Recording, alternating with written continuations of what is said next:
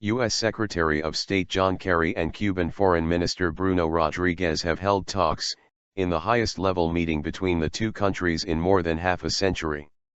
The two held closed-door discussions after arriving in Panama for a summit. Meanwhile, the U.S. State Department has reportedly recommended that Cuba be removed from its list of states said to sponsor terrorism. Such a move could pave the way for the two countries reopening embassies. U.S. President Barack Obama and Cuban leader Raul Castro are also due to meet on the sidelines of the Summit of the Americas in Panama over the coming days. Secretary Kerry and Cuban Foreign Minister Rodriguez had a lengthy and very constructive discussion this evening. The two agreed they made progress and that we would continue to work to resolve outstanding issues, a senior U.S. official said. The last comparable high-level meeting was in 1959, when Fidel Castro met then Vice-President Richard Nixon. Diplomatic ties froze 2 years later, but last year Mr. Obama announced that a new chapter in relations would commence. At the same time, Mr. Obama ordered a review of Cuba's status which he now confirms has finished its work. Mr. Obama refuses to divulge the findings of the latest review, but Senator Ben Cardin, a leading member of the Senate Foreign Affairs Committee, said the State Department had recommended removing Cuba from the list of state sponsors of terrorism. The move was the result of a months-long technical review and would be an important step forward in our efforts to forge a more fruitful relationship with Cuba, he said.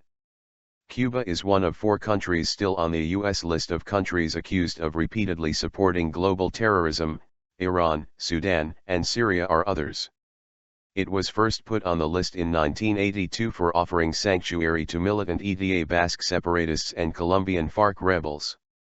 Removing Cuba from the list could lead to the easing of financial restrictions on Cuba's access to loans and aid.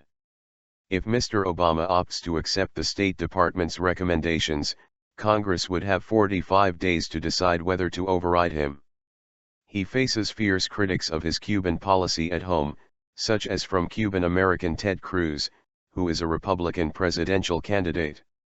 Mr. Obama has defended his approach, saying, "We don't want to be imprisoned by the past.